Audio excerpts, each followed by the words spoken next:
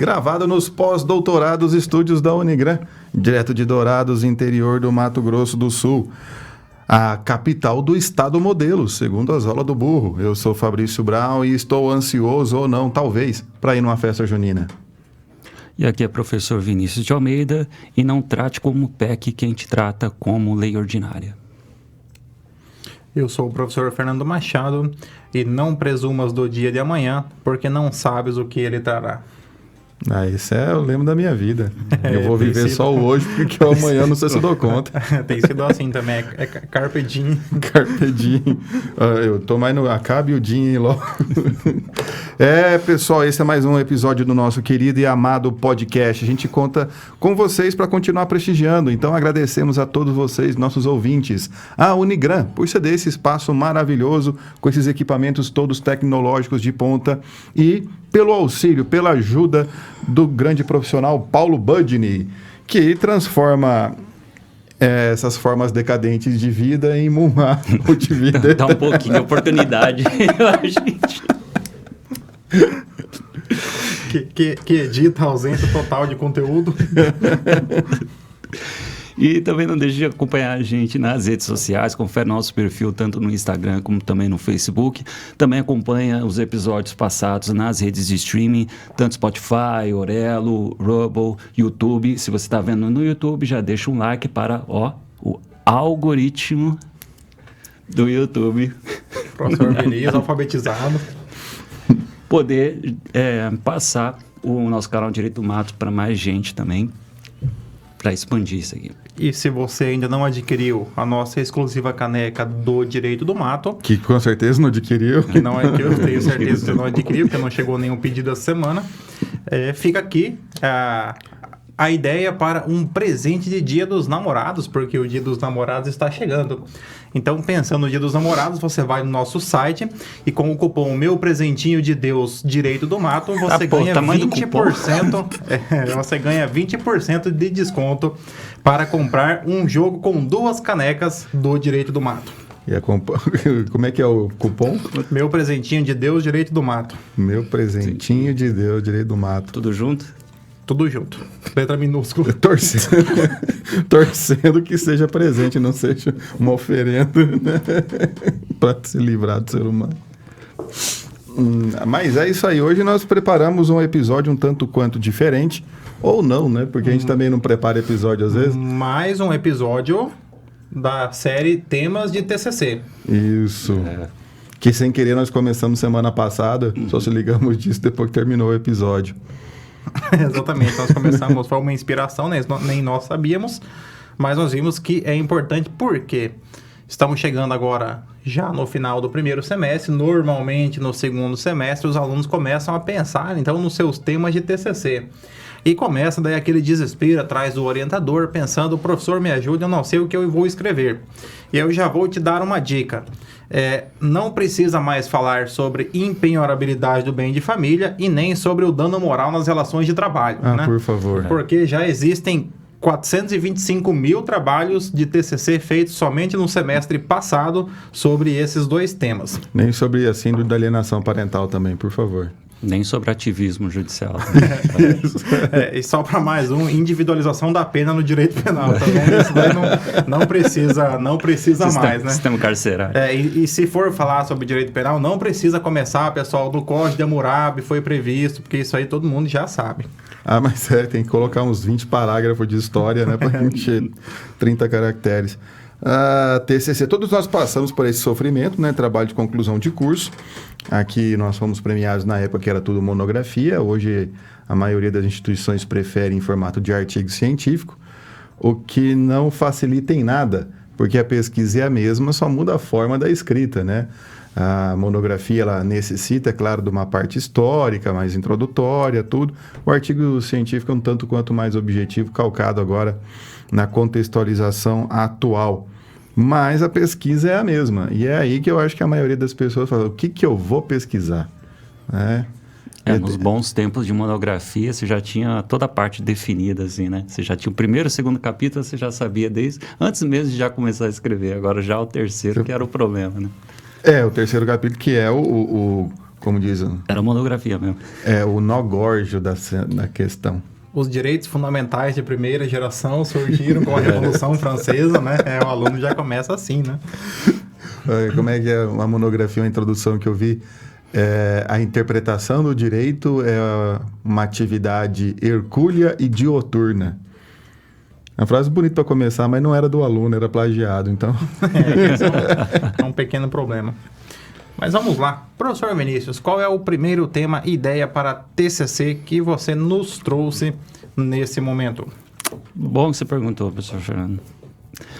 Um bom tema aí de TCC para quem gosta de direito tributário. Isso aqui é um tema que ultimamente... Ou seja, para ninguém, Quem? né? Quem que nós vamos fazer esse episódio Professor agora? Vinícius, você acaba de invalidar a sua premissa. Seu projeto de pesquisa foi reprovado.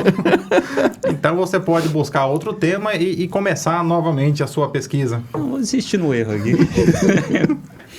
Mas é um tema, assim, que ultimamente tem ganhado uma força, assim, tem surgido uma nova linha de pesquisa nesse sentido. É um tema, assim, que é super interessante, só que quem vai querer se aventurar nisso aí vai ter um pouco de dificuldade, assim, de encontrar uma quantidade farta de material sobre isso. Tudo que é novidade, né? Acaba sendo um pouco mais trabalhoso, mas o que não significa que necessariamente não seja divertido, né? Às vezes direito tributário dá umas coisas engraçadas. Que é sobre tributação, um tema chamado tributação rosa, que é uma coisa que vem... No mês de outubro só? Verdade, né? Viu? Que é uma coisa que alguns grupos de estudos e algumas decisões judiciais começaram a apresentar esse termo, essa expressão, onde ele vai dizer que há violação ao princípio da isonomia no direito tributário, porque alguns produtos destinados às mulheres, elas têm uma tributação considerada desproporcional, o que acaba criando essa desigualdade dentro do campo social. Como, por exemplo, a tributação em relação a absorventes.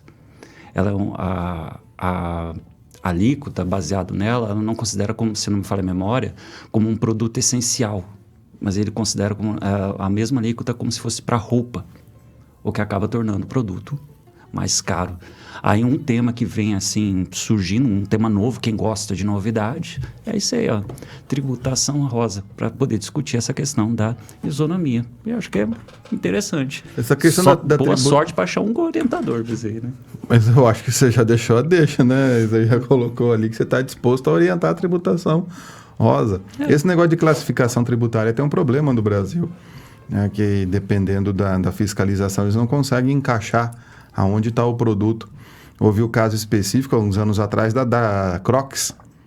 Logo que a Crocs foi importada no país, quando chegou, ela veio classificada como sandália. E depois queriam desclassificar para chinelo. E tem mudança de alíquota? Tem mudança de alíquota. Né? E aí depois quando... definiu que era esse. Aí quando veio outro carregamento, ou o fiscal era outro. Falou, não é sandália, né? Então ela falou, decide pelo menos o que eu vou pagar aqui, que eu quero vender isso aqui. Então veja a confusão, né? Que nem a barra de cereal de chocolate. Ela entra no conceito de barra de cereal ou no conceito de doce, porque tem chocolate, que a tributação é diferente. Então, o pessoal não consegue se entender na hora de tributar o negócio. São mais ou menos as dificuldades, porque realmente a questão tributária no Brasil não é simples, que você tem, por exemplo, que a Constituição vai colocar ali a isenção de alguns impostos sobre, por exemplo, periódicos, livros e outros conteúdos. Aí, por exemplo, vem a dúvida. O CD, ele tem determinado incentivo fiscal, mas, por exemplo, a música por aplicativos não tem. E quando o objetivo não é a forma em si, sim a divulgação, da produção artística. A questão se você pode equiparar e-book com livro digital para fins de isenção de impostos. Então, no caso de imunidade, porque está na Constituição. Isso aí da imunidade musical também tem uma coisa interessante. Tem certas músicas que, se o artista gravar, ele não vai ter direito à imunidade. Funk. Diz que é funk. Não, eu não sei.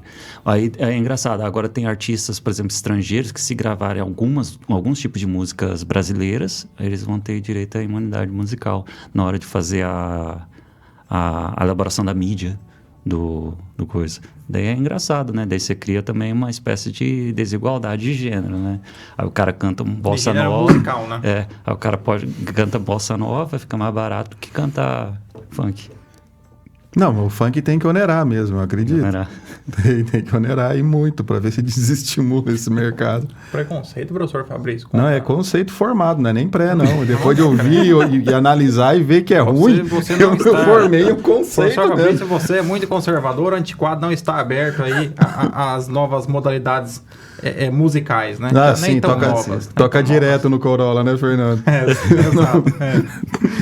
Entre um Tião Carreiro e Pardinho e outro, toca um MC não sei o que ali. O CD lá do MC. Um CD lindo. Agora não sabe nem qual MC é esse? O MC. Tá super atualizado, né? É os hits Furacão 2000, Isso, 2002. Bonde do Tigrão.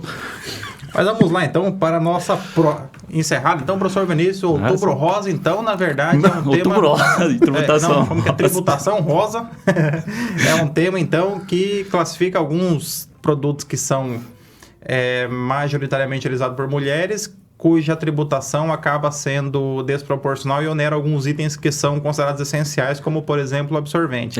Ou então dá para dizer que é uma forma de desigualdade de gênero utilizando o sistema tributário. Até porque, por exemplo, ele não é um item meramente de higiene, porque ele é utilizado tão somente pela mulher. Então, enquanto homens e mulheres usam outros itens de higiene, no caso a mulher tem esse encargo maior. Muito interessante o seu tema, professor Vinícius. Então, se você quiser falar sobre tributação rosa, procure o professor Vinícius. Então, vamos lá para o tema. INSS deve indenizar segurado por demora na implantação do benefício previdenciário. O juiz federal Daniel Chiaretti, da primeira vara federal de Corumbá, MS, aqui direito do mato, aqui, valorizando a produção jurídica estadual, determinou Pantaneira. Que o INSS é Pantaneira, né? Agora que a novela Pantanal está em evidência, o pagamento de R$15 mil em danos morais pela demora da implantação da aposentadoria de um segurado após suspensão considerada ilegal. Segundo o magistrado, ficou comprovada a responsabilidade da autarquia federal pelo dano decorrente da demora e da negativa sistemática para o implemento da verba alimentar. Ao analisar o caso, o juiz federal verificou em consulta ao CNIS, Cadastro Nacional de Informações Sociais, que o amparo ao idoso que ele recebeu um amparo ao idoso em determinado período, que foi a alegação do INSS, que em algum período ele recebeu um benefício assistencial, portanto não havia dano moral, mas o juiz, ainda assim, ele considerou que o fato de ter recebido em algum período um benefício assistencial não retirou do INSS a responsabilidade objetiva pelo dano moral provocado ao segurado. Então vamos lá, o dano moral no contexto previdenciário ainda é muito pouco discutido. Por quê? Porque, de certa forma, no direito previdenciário, o erro da administração pública, ele acaba não sendo analisado no momento da concessão do benefício. Exemplo, imagine que o segurado ele recebe um benefício previdenciário, ele tem o seu benefício suspenso por um erro da administração pública. O servidor ele suspendeu um benefício de forma errada.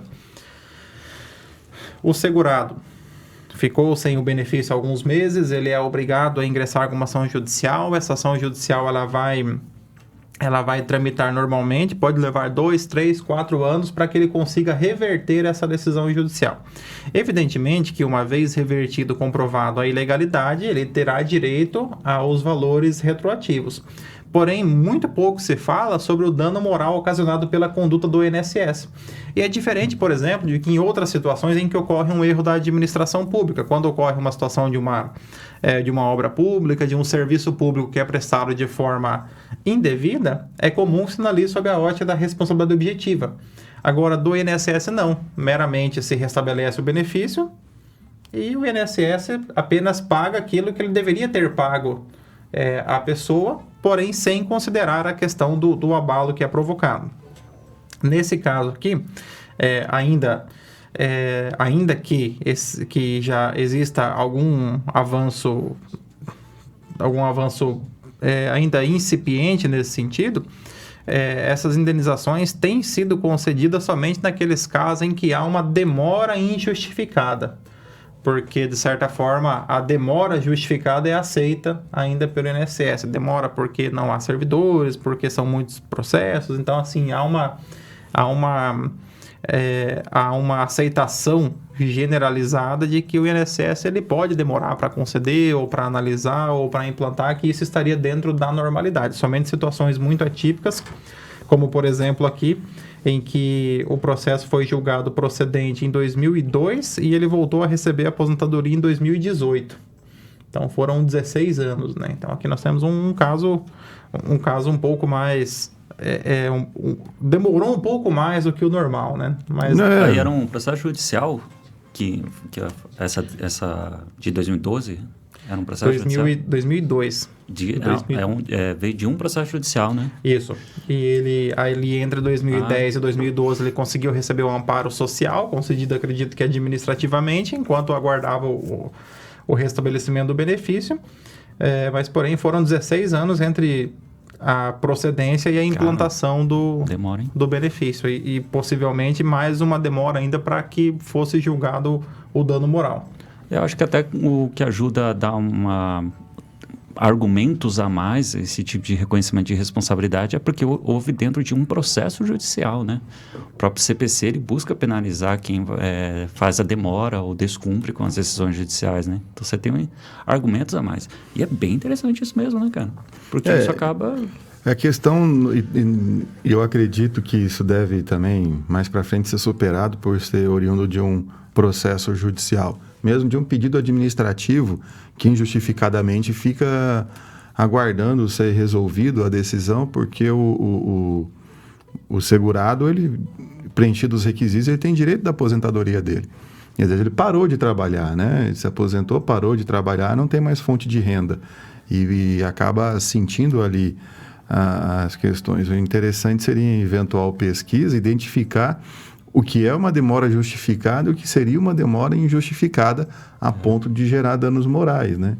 Porque para o segurado, toda demora é injustificada, porque ele tem o direito. Do outro lado, a autarquia, ela também, a questão de estrutura de pessoal, tudo, tempo, análise de documento, reestruturação que teve de quadros também, de análise, né? Nas agências, mudou a forma de fazer tudo.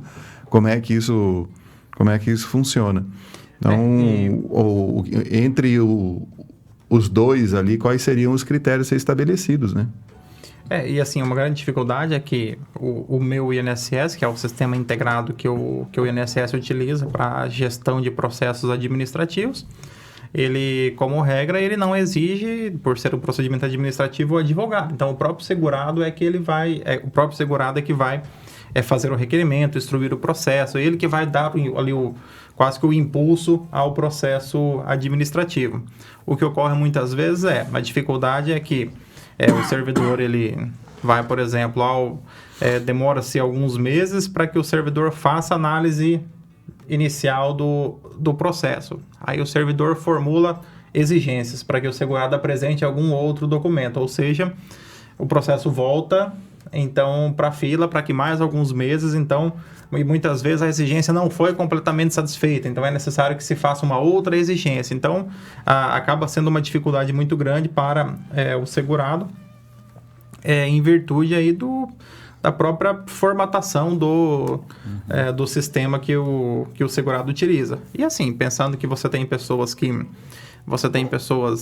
idosos, trabalhadores rurais, pessoas que não têm conhecimento ou que não têm facilidade para lidar com tecnologias, você vai exigir que a pessoa apresente determinado formato, com tal resolução, você não pode a página ultrapassar tal resolução, isso acaba gerando um ônus, de certa forma, excessivo para o usuário do sistema, para o segurado. Porque isso aí, dentro de um estudo de administração digital, ele faz parte dos serviços públicos que a gente chama de autosserviço, que ele só consegue ir à frente se o interessado ele faz isso. Aí você pega uma realidade brasileira que o cara já tem uma dificuldade natural de acesso à internet, de conhecimento sobre isso. Ou é analfabeto mesmo, não sabe nem ler e escrever. E aí você joga toda essa responsabilidade e ainda tem essa demora na administração. Realmente, é um tema muito interessante.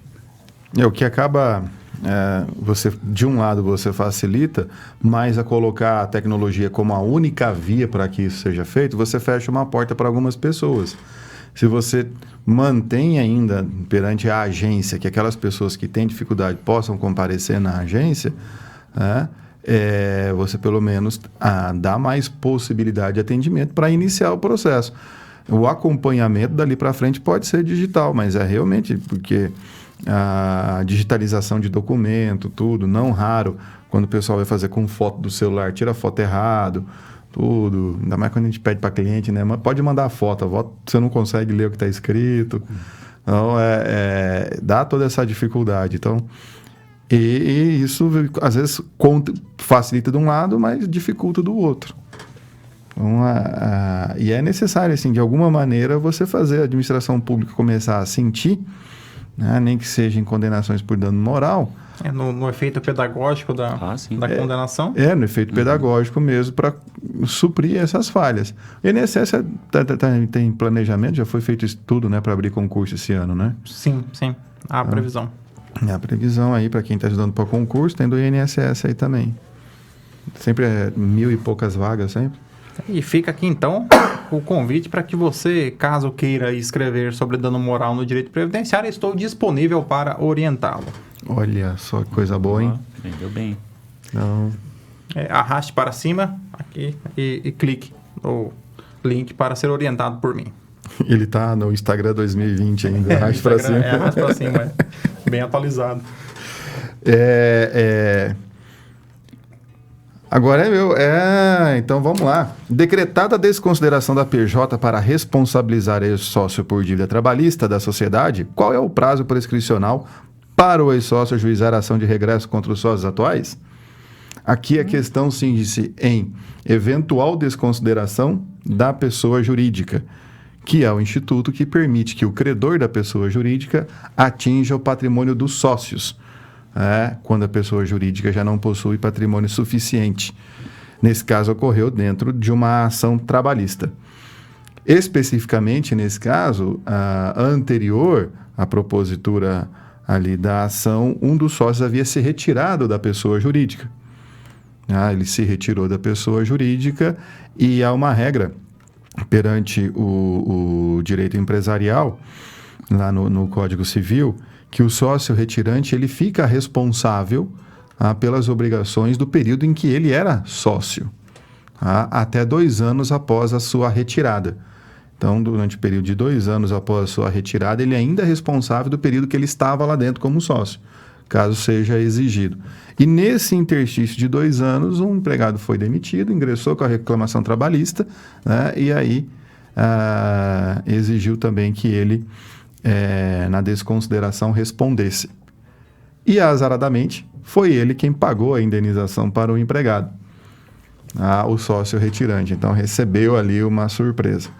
E a questão da decisão é assim, esse sócio que saiu, ele tem que pagou por uma dívida da pessoa jurídica, quem tem que indenizar agora ele é a pessoa jurídica. A dívida não é dele, é da pessoa jurídica, ele fazia parte.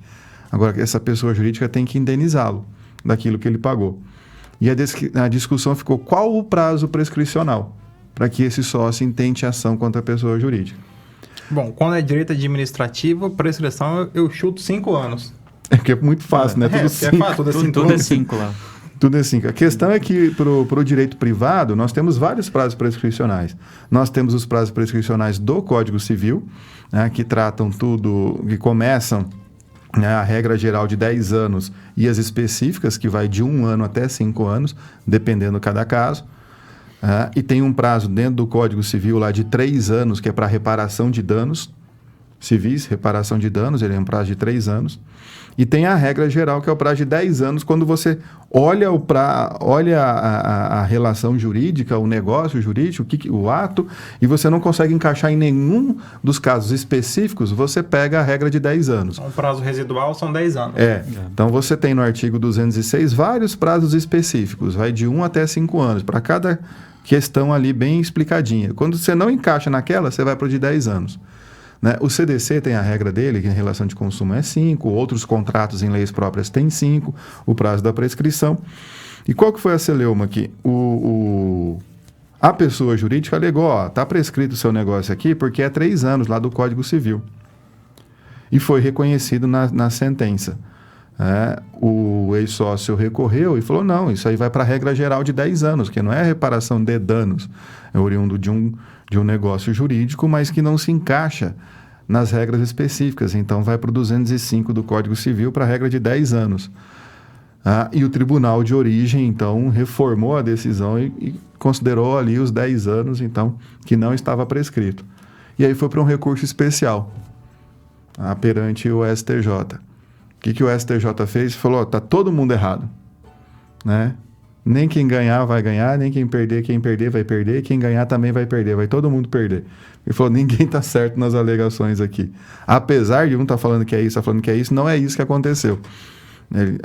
O STJ falou que a questão do prazo prescricional aqui deve ser analisado que houve a chamada subrrogação legal, que é quando aquele que é responsável pela dívida de outra pessoa e paga essa dívida, aí você tem o fiador, você tem o caso do sócio retirante e tal, ele se subrroga nos direitos do credor, em todos os direitos do credor, nos direitos, nas ações, nas garantias, etc., e inclusive no prazo prescricional.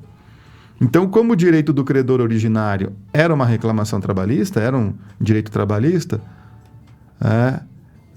reconhecendo que houve a subrrogação, entendeu o STJ que deveria ser o prazo também da reclamação trabalhista. Ou seja, segundo o artigo 7º, inciso 29 da Constituição e artigo 11 da CLT, 2 anos.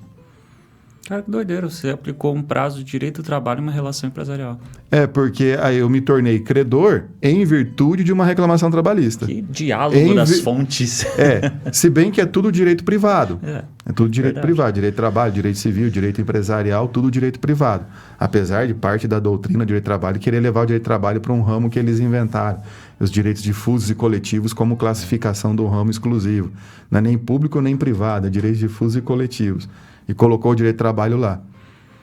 Com a reforma trabalhista, a gente puxou de volta para o direito privado, esquece isso aí. Então, trata a prescrição dessa maneira. A questão foi que a Corte Superior aqui, ela analisou a origem do negócio jurídico, que é a subrrogação. E na subrrogação, eu tenho que aplicar todas as regras do negócio subrrogado, substituído. Ou seja, uma reclamação trabalhista. Aí usa o prazo prescricional da CLT. Mas aí, será que tem aquela questão também de a reclamação tem que ser proposta em 2 anos, mas pode discutir os últimos 5? Mas teria que ter proposto a ação indenizatória de regresso em 2 anos após o pagamento. Ele ultrapassou mais de 3 anos. Por isso que ele queria que valesse os 10 anos da regra geral. Então, uma hora um perdeu, depois virou o jogo, ganhou e depois perdeu também. Então, aí é interessante que a análise dos prazos prescricionais, de acordo com os negócios, parece uma coisa extremamente simples. Mas no direito empresarial, quando você começa a trabalhar com sócio retirante, responsabilidade do administrador, tal, o início da contagem do prazo e também o próprio prazo sofre essas confusões na hora de fazer essa análise. Também você tem que saber qual que é o momento da contagem, né? Se por exemplo, a verba retirada. O termo inicial da contagem do prazo prescricional. Então, essa é a importância. E não raro, né? Às vezes a pessoa tem o direito, mas demora para procurar o advogado, né? Para ver, e agora o que eu faço? Então, e é por isso que os alunos normalmente não gostam de empresarial, né? Via de regra, não. Mas eu sou bem consciente que eles não gostam de empresarial. Eu também sou com administrativo. E previdenciário. Na previdenciário o pessoal gosta. O pessoal já pensa que vai cobrar 3 benefícios, mas 30% do atrasado. Exatamente. Aí já... Primeira pergunta que eles fazem, como é que eu cobro, professor? Se pegar aí um atrasado, aí você quita o KB20. Irmãos e irmãs, chegamos ao final de mais um episódio especial do Direito do Mato, temas para a TCC. Espero que você tenha ficado aí animado, entusiasmado, que tenha tido aí grandes ideias a partir dos temas que foram aqui trabalhados. E fica mais uma vez nosso agradecimento a você, irmão e irmã, que nos ouve, que nos acompanha, que interage conosco aí pelas mídias sociais. E com essas sugestões de temas e também de orientadores, a gente espera aí que você já tenha deixado o like aí no nosso vídeo do YouTube. Eu esqueci, agora estou confuso. Eu tenho que fazer rede social ou agradecimento? Faz você fez os dois. Vai na fé. O que seu coração mandar, professor. Então acompanhe a gente aí nas nossas redes sociais. Não deixe de conferir também mais uma vez os nossos episódios passados. Quando a pessoa tem déficit de atenção é difícil, né? Porque daí ele perde o foco. Viajei agora. Mas nós compreendemos Acorda, você, Pedrinho. professor Vinícius. Acorda, Pedrinho. Mais uma vez agradecemos ao Unigran por esse maravilhoso estúdio, nosso amigo Paulo Budni por esse auxílio e a você, nosso ouvinte. Pesquisadores ou não, tenham todos uma ótima semana, um grande abraço, sejam felizes.